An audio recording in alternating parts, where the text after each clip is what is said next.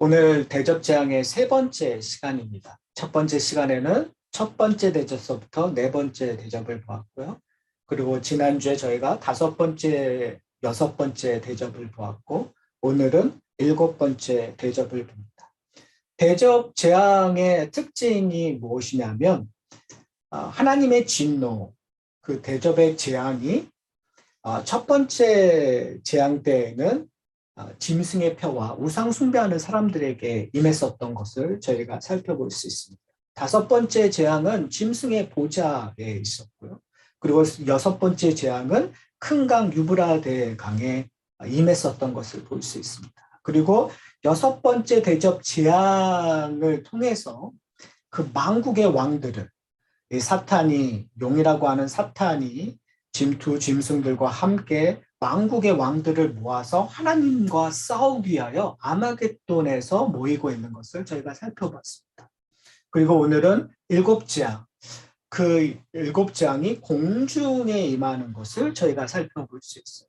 이 공중이라는 의미는 에베소서 2장 2절을 보면은 이렇게 얘기하고 있는데요. 그때 너희가 그 가운데 행하여 이 세상 풍조를 따르고 공중의 권세 잡은 자를 따랐으니 곧 지금 불순종의 아들들 가운데 역사하는 영이다. 그래서 공중이라는 표현들이 우리가 생각할 때 그냥 이 하늘에 뿌렸구나 그런 의미도 있지만, 지금까지 첫 번째서부터 여섯 번째 대접 재앙이 임하는 곳을 저희가 근거로 하면은 결국은 이 공중의 권세를 잡은 자, 에베소서의 표현대로 얘기하면 불순종 아들 가운데 역사하는 영, 누구일까요? 사탄에게 임하는 것을 저희가 볼 수 있는 것 같아요.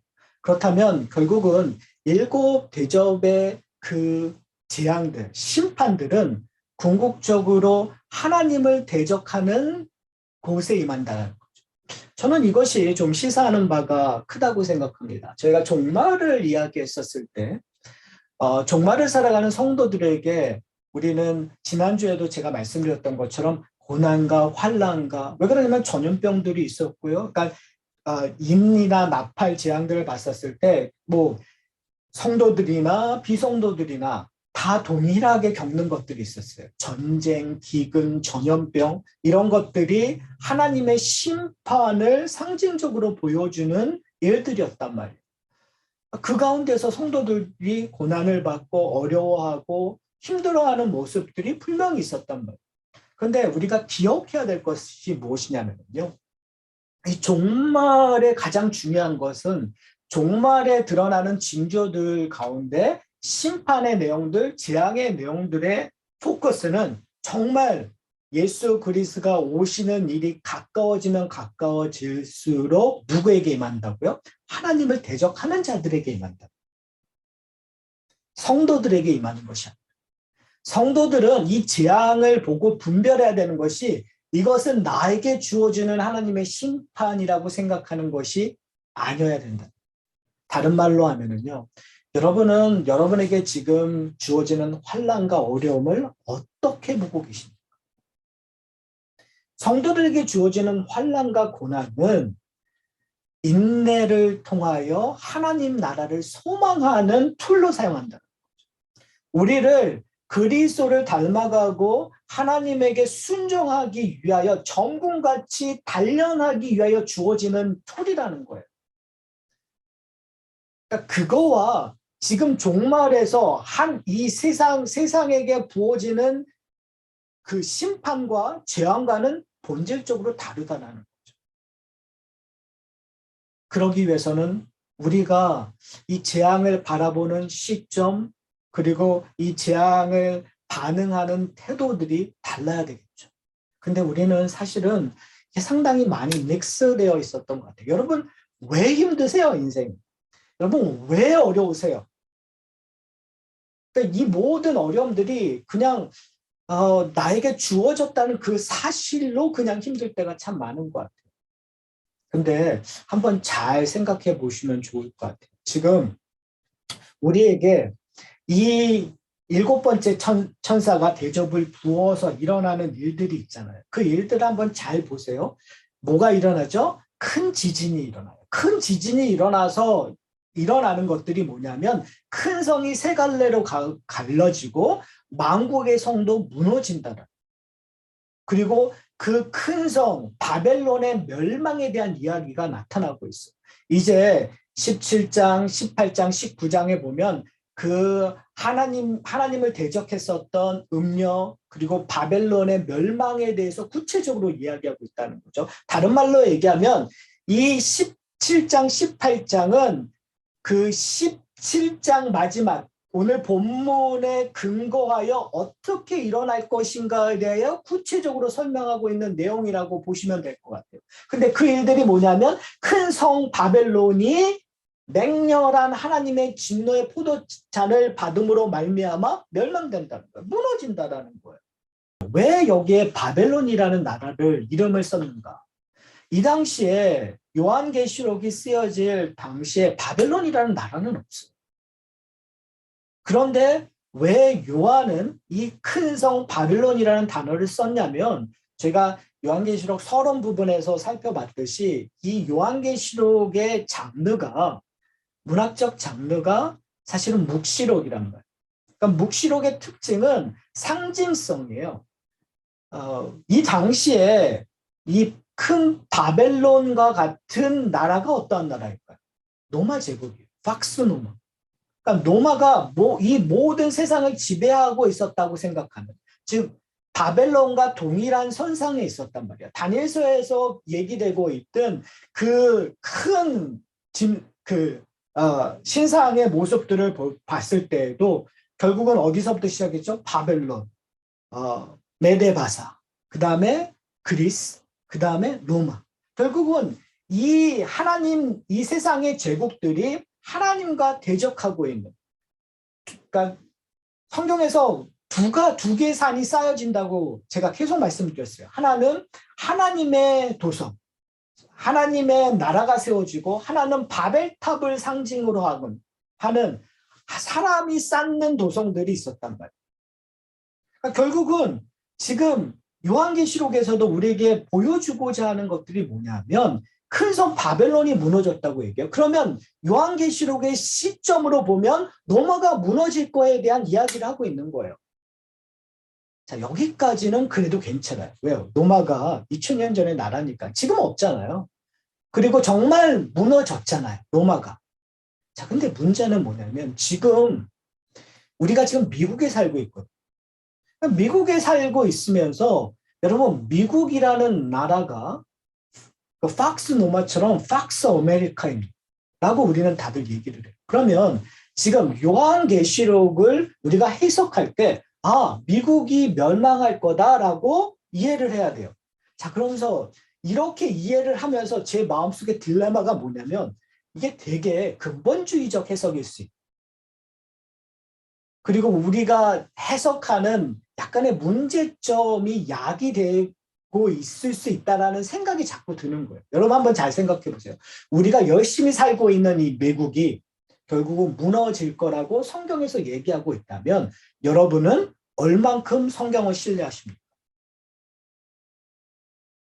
당연히 목사님 신뢰하겠죠. 우리가 간단하게 얘기할 수 있는 문제가 아니에요. 왜 그러냐면 여러분이 지금 모든 것들을 사람마다 좀 차이는 있겠지만 이 미국이라는 경제 시스템에, 미국이라는 문화적 시스템 안에, 미국이라고 얘기하는 정치적 시스템 안에, 국제적인 그러한 파워 아래 우리의 모든 것을 걸고 살아가고 있단 말이에요. 이 팍스 아메리카라는 영향력을 받지 않고 살아가지 않는 사람이 없어요. 심지어 이민교회도 그러한 영향 안에 살고 있고, 심지어 한국에서 미국에 살고 있지 않지만 한국에서도 팍스 아메리카라는 미국이라는 그러한 나라의 영향권 안에 살고 있다는 것을 부정할 수 없는 시대에 살고 있단 말이에요. 자, 그러면서 제가 질문 드리고자 하는 것이 뭐냐면 정말 여러분 오늘 요한계시록 오늘 본문에서 얘기하는 것처럼 큰 지진이 일어났어요. 여기서 큰 지진이라는 것은 그냥 문자적으로 지진이 아니라 이 세상이 큰 성이 세 갈래로 갈라지는 것처럼 뭘 연상하죠? 어떻게 보면은 그리스 나라가 이 세상을 지배하고 있다가 네 나라로 갈라지는 것처럼 근데 그 내란화란만이 아니라 궁극적으로는 그들이 갖고 있는 성이라든지 섬이라든지 모든 게 다 없어질 거란 말이에요.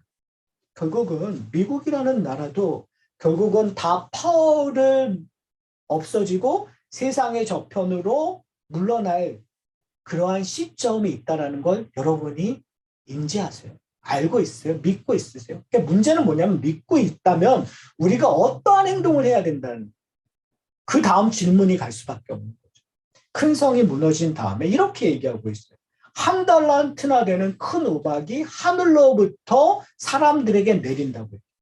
그러니까 앞부분은 큰 성 바벨론이라는 나라의 멸망을 얘기하고 있으면서 나라가 없어지고 권세가 없어진 그 다음에 뭘 표현을 하냐면 큰 우박이 사람들에게 임한다고 얘기해요. 나라에게 임하는 것이 아니라 사람에게 임해요. 그러자 사람들이 뭘 하고 있죠? 우방 제약 때문에 하나님을 비방한다고 얘기해요.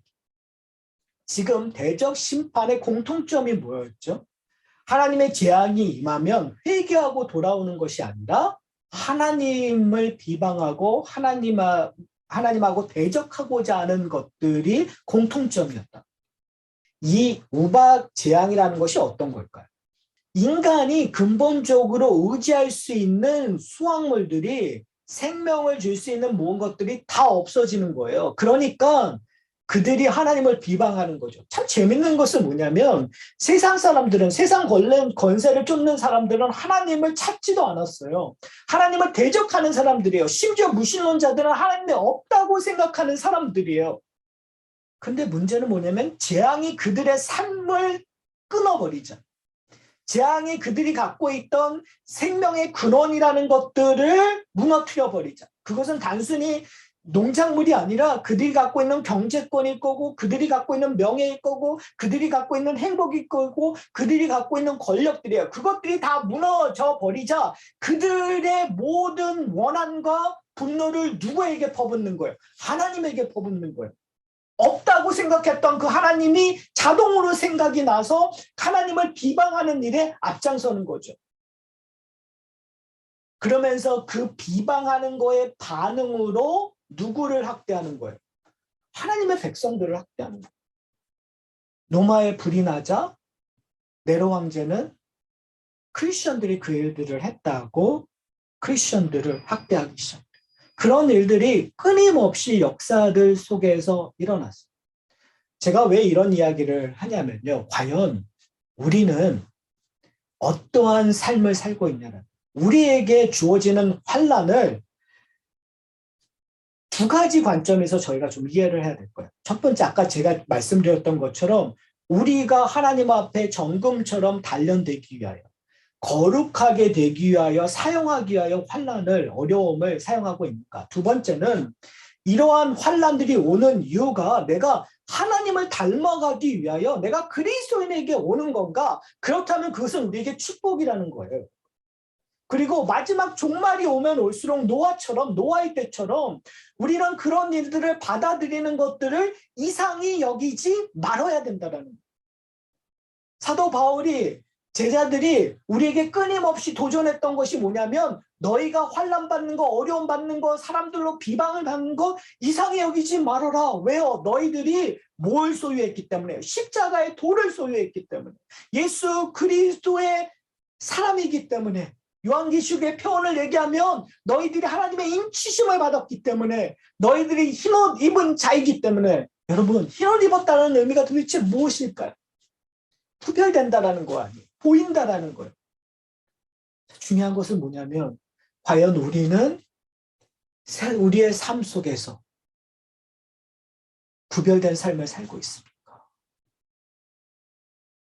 사랑하는 성도 여러분, 우리는 세상의 비방을 당하고 세상으로부터 차별을 당하고 있습니까? 아니면 차별하지 말라고 저항하고 있습니까? 여러분 참 저는 미국이라는 땅에서 현재 최근의 그리스도인의 형태를 보면 마음이 아파요. 왜 그러냐면 우리는 다른 사람을 차별하는 데 되게 앞장설 때가 많아요. 그러니까 전체 그리스도인이 그렇다는 게 아니라 정말 소위 말하는 그리스도인이라고 이야기하는 사람들이 하는 행위들을 이렇게 보면은 소수 어려운 사람들을 차별하는 일에 적극적인 부분들이 있어요. 그리고 심지어 우리가 어떠한 차별을 당한다고 했을 때 목소리를 내어서 차별을 하면 안 됩니다라고 당당하게 얘기하는 모습들이, 저는 과연 그것이 올바른 관점에서 성경적으로 세상을 향하고 있는 태도일까라는 생각을 해요. 왜 그러냐면 요한계시록을 통해서 우리에게 얘기하고 있는 것이 뭐냐면, 너희가 진정한 그리스도인이라면 세상으로부터 차별받는 걸 당연히 여겨라라는 거예요. 그리고 차별받는 자이기 때문에 다른 사람을 차별하는 것이 아니라, 남은 자들은 다른 사람을 차별하지 말고 어떻게 해요? 환대하고 그들을 품으며 사랑하라는 것이 성경에서 우리에게 요구되고 있는 건데, 우리는 거꾸로 간단 말이에요. 왜요? 두려운 말이지만 종말을 제대로 이해하고 있지 않기 때문에 그런 겁니다. 이 마지막 종말을 살아갈 때 우리가 생각했던 거룩한 곳, 우리가 생각했던 하나님이 임재하시는 곳이 무너지는 모습들이 보여질 거예요. 이미 역사상 보여졌어요. 언제요? AD 70년. 예루살렘 성전이 무너져 버렸어요. 하나님의 심판이 그곳에, 하나님의 거하시는 곳이라고 생각했던 그곳에 무너져 버렸단 말이에요. 어떻게 보면 종말이 오면 올수록 여러분, 교회가 욕을 받는 거 당연할 수 있어요. 당연해요, 여러분. 왜요? 거짓된 곳에 잘못된 것이 드러남으로 말미암아 하나님의 심판의 재앙들이 임할 수 있어요. 중요한 건 뭐냐면, 과연 우리는 어떠한 삶을 생각나는 사건 하나가 있었습니다. 그것은 소돔과 고모라의 사건. 왜 소돔과 고모라가 그러한 심판을 받았죠? 그들의 죄악이 악했기 때문에. 성경은 의도적으로 하나님 앞에 대적하고 극도의 죄악성이 드러나는 곳을 소돔과 고모라로 표현하고, 마지막 때의 심판이 임하는 이유도 그들이 소돔과 고모라와 같이 악했기 때문이라는 표현을 쓴단 말이에요.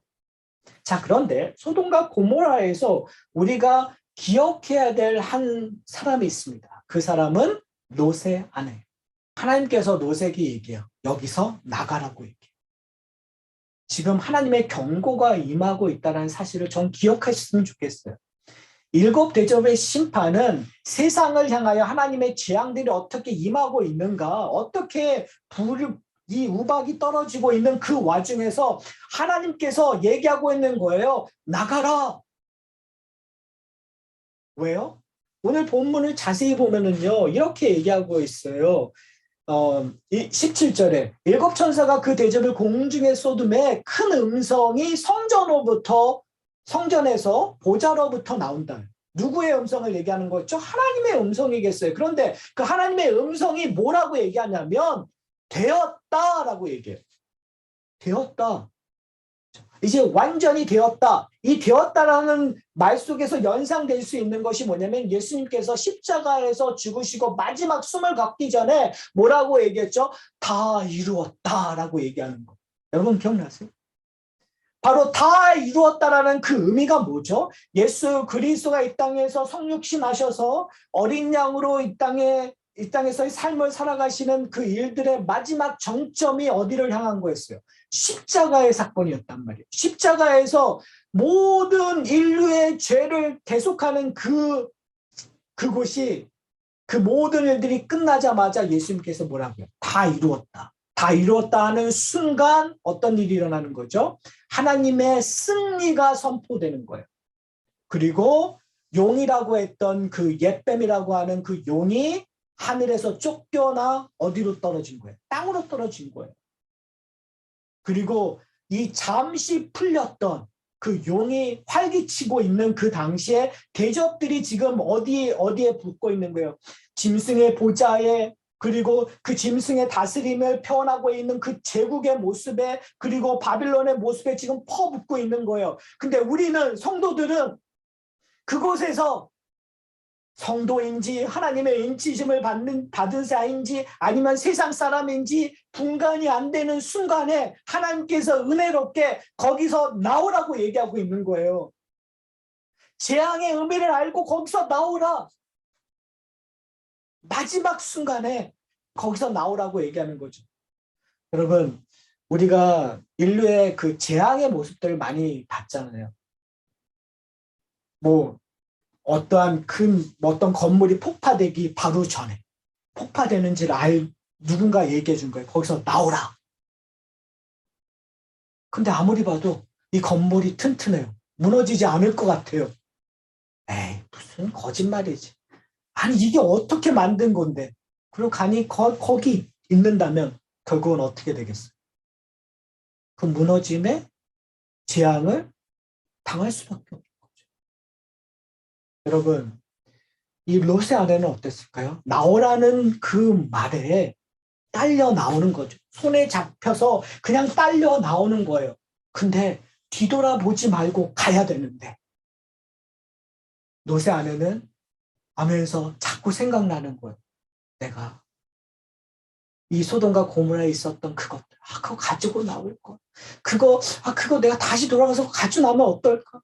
내가 내 인생 동안 쌓아놨던 그 모든 것들이 무너지는 거 마지막 한 번이라도 보고 갔으면 좋을 텐데.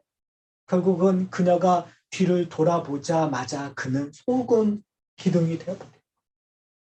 사랑하는 성도 여러분, 저는 오늘 본문을 통해서 하나님의 경고를 좀 들었으면 좋겠어요.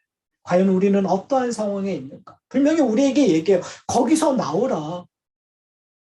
성경에서 호세아서에서 나오는 것처럼 여호와께로 돌아가자. 성도들의 고백은 여호와께로 돌아가자는 거예요. 제가 예배 첫 시간에 제가 말씀드렸던 것처럼 여러분, 우리가 아무리 노력해도 삐뚤고 뭔가 부족한 것들을 만들 수밖에 없어요. 그때 뭘 해야 되냐면 그걸 갖고 있는 것이 아니라 과감하게 잘라서 다시 붙여야 된단 말이에요.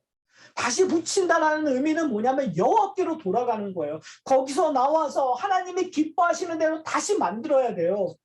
근데 우리는 그냥 이것이 좋은 거예요. 그냥 여기가 좋은 거예요. 바벨론이 편한 거예요. 고민의 지점은 바로 이거예요. 아니, 우리가 미국이라는 땅에 사는데. 근데 여기서 중요한 것은 뭐냐면 거기서 나오라는 것은 이 세상이 다인 것처럼 살지 말라는 거예요, 여러분. 세상에서 열심히 사셔야죠. 세상에서 여러분들 뭔가 이루는 일들 해야죠. 그런데 중요한 것이 그게 다인 것처럼 살지 말라는 거예요. 중요한 건 뭐냐면 내가 추구했던 것들이 무너져도 괜찮다라는 거예요. 내 가게가 조금 덜 장사되어도 괜찮다라는 거예요. 내 커리어가 조금 망가져도 괜찮다라는 거예요. 내 가정이 조금 더 힘들어도 괜찮다라는 거예요. 왜요? 이 세상에 이것이 다가 아니니까요. 중요한 건 뭐냐면 괜찮은데 괜찮으니까 마냥 그렇게 살자가 아니라 중요한 건 우리가 무엇을 쌓아가고 있냐라는 거예요. 나와서 쌓을 것이 있다는 거죠. 나가서 바라볼 곳이 있다는 거죠. 괜찮아. 그냥 나중에 하면 돼. 이런 게 아니라 미련을 가지라는 얘기가 아니라 미련을 갖지 말고 돌이켜 이 땅에서 하나님의 나라의 뿌리를 받고 그곳에서 하나님이 원하시는 삶을 살아갈 때 이곳에서 세상의 비방과 세상의 도전과 그걸로 통하여 어려움을 겪겠지만 결국은 그곳에서 하나님이 주시는 기쁨을 누릴 수 있다는 성경이 우리에게 얘기하고 있는 건 뭐냐면 이 땅이 여러분의 영원한 터전이 아니라 이 땅이 여러분의 집이 아니라 여러분의 집은 하나님 나라에 있는 거고 여러분이 해야 될 것은 지금 노아가 방주를 지었던 것처럼 이 세상에서 이 땅에 하나님의 나라를 지어야 돼. 근데 중요한 건 뭐냐면 그걸 지을 때 세상은 우리를 어렵게 만들다. 이겨내셔야 돼요. 여러분 어떻게 이겨내실 거예요? 그것을 그리워하지 않고 돌아가지 않고 내가 꾸준히 이 방주를 짓는 일에 열심을 내올 수 있겠어요. 저는 두 가지 방법이 있다고 생각합니다. 첫 번째는 성령의 도우심을 의지해야 돼요. 끊임없이 이 땅으로부터 벗어날 수 있는, 이 땅으로부터 해결될 수 있는 방법은 성령의 도우심으로 하늘 보좌에서 얘기되고 있는 이제 되었다, 다 이루었다고 얘기하시는, 완성되었다라는 그 목소리를 들어야 이 땅의 것들을 놓고 하늘의 것들을 잡을 수가 있어요. 보아야 잡을 수 있는 거죠. 들어야 잡을 수 있는 거죠. 그러기 위해서는 내 힘으로 안 되고 성령의 도우심으로, 하나님의 말씀의 강권하심으로 그 일들을 할 수 있어요. 그래서 여러분, 여러분의 삶이 성령을 의지하여 하나님의 말씀으로 하늘 것들을 보고 들을 수 있는 주의 백성들 되기를 소원합니다. 두 번째는 그 일들을 할 때 혼자 하는 것이 아니라 함께 하는 거죠. 제가 지난 몇 주 동안 제가 이런 얘기를 했죠. 여러분, 저는 우리 모두가 다, 제가 초창기에는 우리 모두가 다 잘 되는 일을 했으면 좋겠습니다라고 말씀드렸어요. 그런데 최근에는 그게 아니라 한 사람이라도 잘하자. 나만이라도, 누구 한 사람이라도, 다수가 아니라 그냥 조금만이라도 우리가 각자의 처에서 잘 되는 사람들이 나왔으면 좋겠다라고 얘기했어요. 여러분, 온 교회의 모든 성도가 한 손을 잡고 함께 걸어가는 거 좋아요. 그렇게 돼야 돼요, 궁극적으로. 그런데 그러기 위해서 내가 붙잡은 한 사람만이라도 있어야 되겠죠. 무슨 말이냐면, 여러분, 우리 성도님들 가운데 내가 손 붙잡고 함께 갈 수 있는 한 사람만이라도 좀 만들어 보셨으면 좋겠어요. 그냥 홀로 있는 것이 아니라 한 사람. 내가 힘들 때 나를 붙잡아 줄 수 있는 한 사람만 여러분이 만들어 주셨으면 좋겠어요. 누군가 힘들어하는 그 사람을 붙잡아 줄 수 있는 용기를 내셨으면 좋겠어요. 만약에 여러분이 한 사람을 붙잡잖아요. 그러면 누군가 여러분의 손을 잡는 사람들이 생겨날 거예요. 그러다 보면 조금씩 더 많은 사람들이 붙잡고 있겠죠. 저는 이제 새로운 곳으로 저희가 이사 갔고, 그래서 새로운 마음으로 품는다면 저는 거창하게 뭔가 시작하고 싶지 않아요. 저는 2022년에 저의 소망은 한 사람만 변하자, 한 사람만 붙잡자. 2022년에 우리가 이 일에 한번 우리가 좀 헌신했으면 좋겠어요. 하나님의 경고하심을 듣고 도전을 듣고 우리가 나 하나만 온전히 성령의 도우심으로 우리 하나만 하나님 앞에 온전히 나가자. 그리고 한 사람만 붙잡자. 그런 하사나 교회 공동체가 되었으면 좋겠어요. 그러면 2022년 마지막에 저는 놀라운 공동체의 그 힘을 경험할 거라고 저는 확신합니다.